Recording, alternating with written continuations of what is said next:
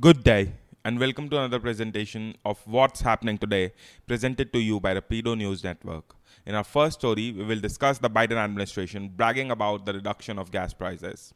After that, we will talk about an attempted assault on Representative Lee Zeldin, the Republican candidate for governor of New York. Next, we will talk about some counties in Pennsylvania refusing to accept ballots. Post that, we will discuss T-Mobile reaching a $500 million settlement in a class action lawsuit for a huge 2021 data breach. And in our final story, we will talk about the Russian-Ukrainian conflict. So let's get started.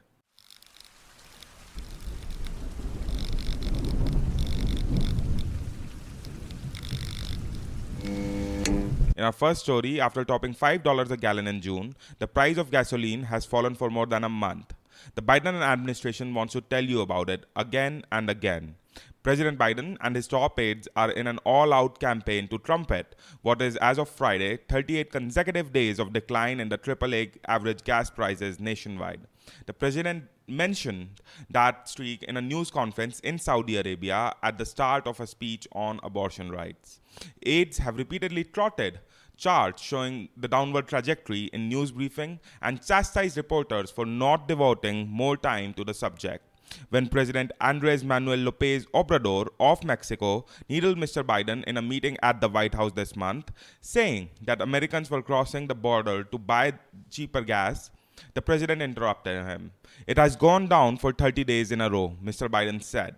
Celebrating the daily declines at the pump has become his version of President Donald Trump's rampant bragging about gains in the stock market, a public obsession with a single economic indicator in hopes of driving a winning narrative with consumers and voters. Embracing this particular trend comes with obvious risk for Mr. Biden.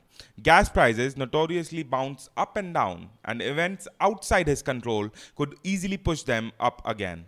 If the administration's effort to impose a global price cap on Russian oil exports falls through before year's end, White House economists fears that price could soar higher than they were this spring to potentially $7 per gallon.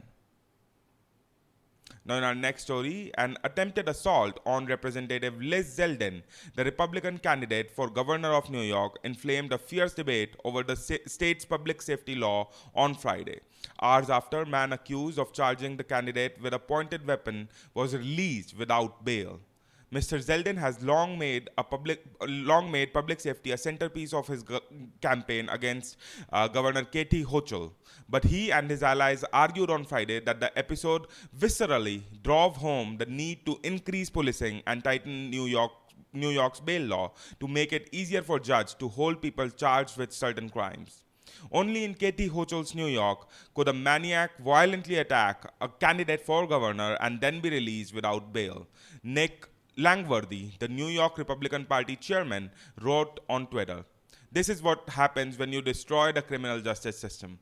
The attack took place on Thursday night outside a veteran of foreign wars hall near Rochester, where Mr. Zeldin was holding first in a series of weekend campaign stops. As the candidate was discussing public safety and rising costs of living, a man who was later identified by the police as David Jacobonis slowly approached him.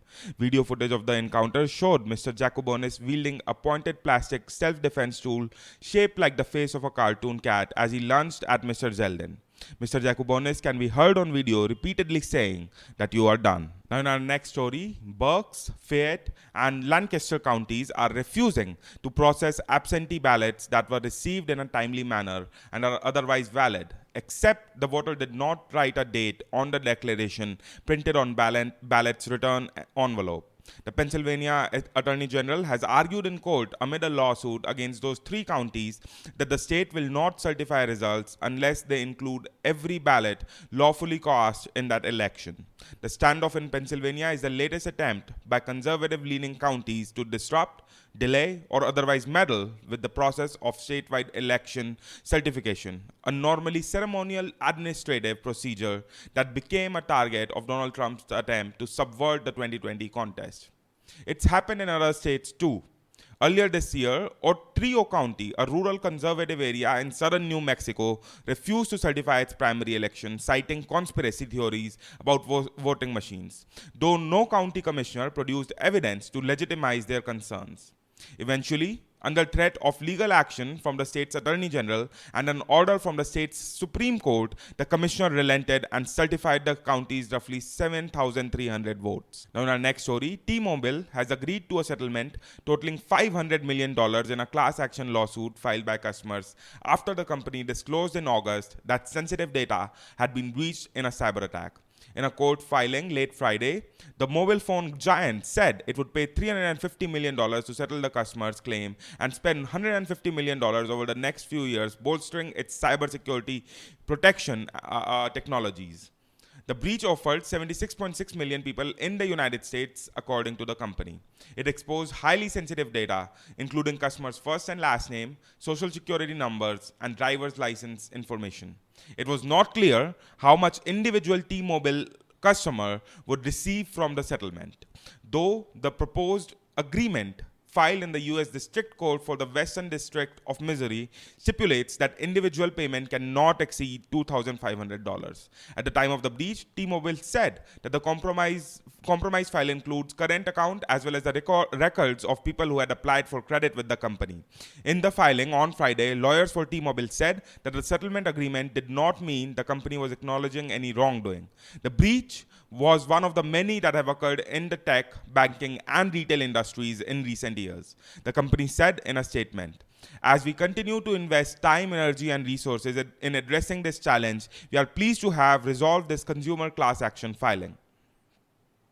Now, in our final story on the Russian-Ukrainian conflict, officials in the Mr. Biden administration and in Ukraine welcomed Friday's deal to allow for the export of Ukrainian grain, but expressed skepticism that Russia would follow through on its commitment. The United States welcomed this positive step. John Kirby, a White House national security spokesman, told reporters, "We fully expect the implementation of this arrangement to commence swiftly to prevent the world's most vulnerable from sliding deeper into food insecurity and malnutrition, as well as extreme hunger."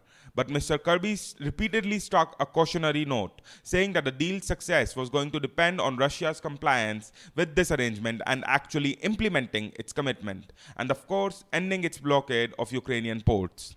Russia's word is never good enough on its face. It really comes down to the willingness to actually implement, he further added. We are clear about this, and we are going to be watching very closely. Similarly, Mikhailo Podolyak, an advisor to President Volodymyr Zelensky of Ukraine, told France 24 that he was not celebrating just yet. The Biden White House announced another $270 million in security assistance for Ukraine, including 4 more mobile rocket launchers, a weapon that officials say has caused severe damages to Russian forces. John Kirby, a National Security Council spokesman, told reporters that the Biden administration will deliver 4 additional truck-mounted multiple rocket launchers called High Mobility Artillery Rocket System, or HIMARS, bringing the number the United States had sent to 16.